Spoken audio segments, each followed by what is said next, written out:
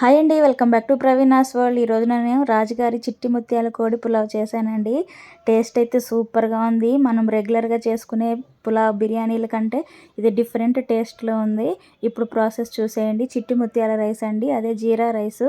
ఇవి కడిగి ఒక ఫిల్టర్లో వేసి పెట్టుకోవాలండి. వాటర్ అంతా పోవాలి, నానపెట్టుకోకూడదు బియ్యము.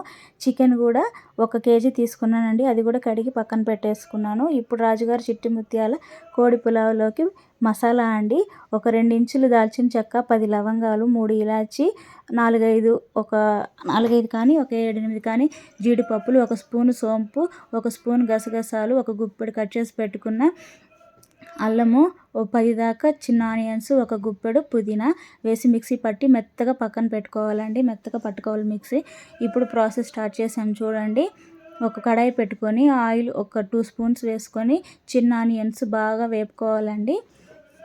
కలర్ మారే వరకు బాగా వేపుకోవాలి. స్మాల్ ఆనియన్స్, బుజ్జి ఆనియన్స్, వీటిని కట్ చేయడం కూడా అవసరం లేదు, చాలా బాగుంటాయి, టేస్ట్ భలే ఉంటాయండి స్మాల్ ఆనియన్స్. ఇప్పుడు అవి వేగిపోయాయి, పక్కన పెట్టేసుకుంటున్నాను. ఇప్పుడు అవి వేగిపోయాయండి, వాటిని పక్కన పెట్టేసుకొని ఇప్పుడు అందులోనే 10-15 జీడిపప్పు వేపుకుంటున్నానండి. అవి కూడా కలర్ మారే వరకు బాగా వేపుకోవాలి.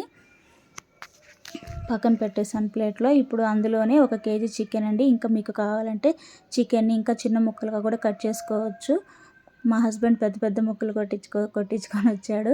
ఇంకా అట్లాగే చేసేస్తున్నాను నేను. చికెన్ అంతా బాగా ఉడికించుకోవాలండి, ఆయిల్లో బాగా కలుపుకోవాలి అడుగంటకుండా. ఒక 3 స్పూన్స్ కారం వేస్తున్నానండి.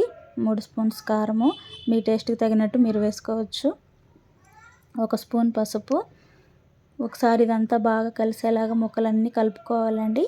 అడుగంటకుండా తిప్పుకొని ముక్కలన్నిటికీ పసుపు కారం కలిసిపోయింది. తర్వాత 1 కప్పు పెరుగండి. 1 కప్పు పెరుగు వేసుకుంటే బాగుంటుంది చికెన్లోకి, పులావ్లోకి. కలిపేసాను. 1 స్పూన్ గరం మసాలా, 1 స్పూన్ ధనియాల పొడి బాగా కలుపుకోవాలండి. అది కూడా వాటర్ ఏం వేసుకొని అవసరం లేదండి, చికెన్లో ఉండే వాటరే సరిపోతుంది చికెన్ ఉడకడానికి. పెరుగు కూడా వేసాం కాబట్టి వాటర్ వేసుకొని అవసరం లేదు. ఇప్పుడు 1 స్పూన్ నిండా అల్లం వెల్లుల్లి పేస్టు. ఒక 15 మినిట్స్ మీడియం ఫ్లేమ్లో పెట్టి ఉడికించుకున్నామంటే బాగా ఉడికిపోతుందండి చికెన్. ఇప్పుడు ఈ ప్రాసెస్ చూద్దాం రండి. ఒక మందపాటి కడాయి పెట్టుకొని, కుక్కర్ మీకు ఏది అవైలబుల్గా ఉంటే అది, 2 స్పూన్స్ ఆయిల్, 1 స్పూన్ నెయ్యి, షాజీరా కొంచెం, 3-4 ఎండుమిర్చి, 4-5 పచ్చిమిర్చి వేసి వేపుకోవాలండి. షాజీరా స్మెల్ నాకు నచ్చదండి అంతగా, అందుకే కొంచెమే వేసాను. 1 రెమ్మ కరివేపాకు, ఫ్రెష్ కరివేపాకు. ఇప్పుడు ఇందాక మనం ఫిల్టర్ చేసి పెట్టుకున్నాం కదా, ఆ రైస్ తీసుకొచ్చి దీంట్లో వేసేసేయాలి. 2 బిర్యానీ ఆకులు వేసి బాగా వేపుకోవాలండి బియ్యము వాటర్ పోయే వరకు.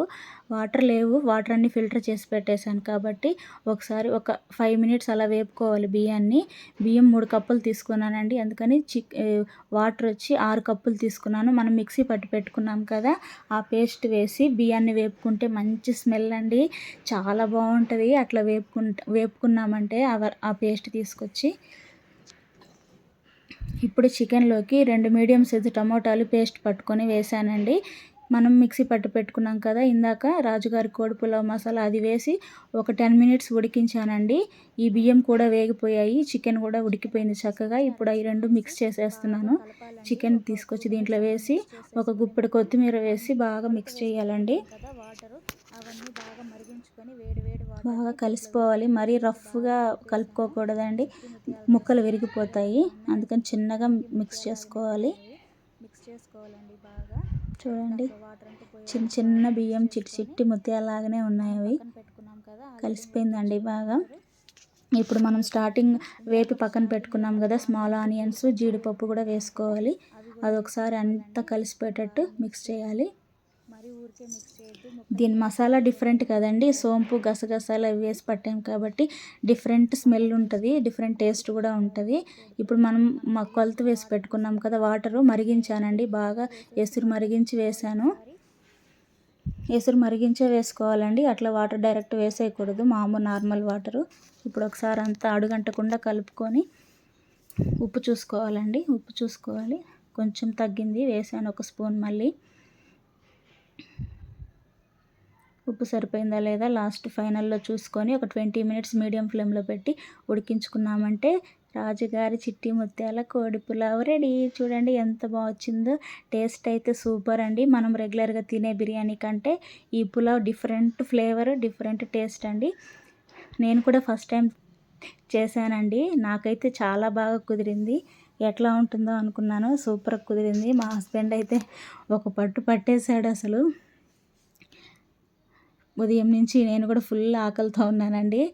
చూడండి ప్లేట్లో పెట్టేశాను. దీనికి సపరేట్ కర్రీ ఏం అవసరం లేదండి. మనం 1 కేజీ ఫుల్ వేసాం కాబట్టి దాంతోనే తినేయచ్చు. నేనైతే బిర్యానీలోకి ఏమీ కలుపుకోనండి. మా హస్బెండ్ కోసం పెరుగు చట్నీ చేశాను. నాకు బిర్యానీలాగే తినడం ఇష్టము. ఎందుకంటే ఆ బిర్యానీ ఫ్లేవర్ అనేది మిస్ అవుతుందండి దేంతో కలుపుకొని తిన్నా. అందుకే నేను ఒట్టి బిర్యానీయే తింటాను. కీరా, ఆనియన్, పెరుగు చట్నీ, రాజుగారి కోడి పులావ్. ఇంకా అస్సలు ఆగలేకున్నానండి నేను. ఉదయం నుంచి ఫుల్ ఆకలి. ఒక టీ తాగి బిర్యానీ చేశాను ఏమి తినకుండా. ఇంకా ఫుల్ పెట్టేసుకున్నాను. టేస్ట్ అయితే అసలు వేరే లెవెల్ అండి. అంత బాగుంది. ఎట్లా ఉంటుందో అనుకున్నాను. సోంపు ఇవన్నీ వేసాం కదా, బాగుండదేమో అనుకున్నాను. టేస్ట్ అయితే అదిరిపోయింది అసలు. మీరు కూడా ట్రై చేయండి. ఎలా వచ్చిందో నాకు కామెంట్ సెక్షన్లో కామెంట్ చేయండి. ఫ్యామిలీతో సండే రోజు ఇట్లా మనకు నచ్చినవి వండుకొని తింటే చాలా బాగుంటుందండి. ఫ్యామిలీతో కూర్చొని తింటే. ఒక పట్టు పట్టేశానండి నేను కూడా. ఫుల్ ఆకలి మీద ఉన్నాను కదా. చాలా బాగా వచ్చింది. Thank you friends. Bye friends. Please subscribe, like చేయండి. బాయ్.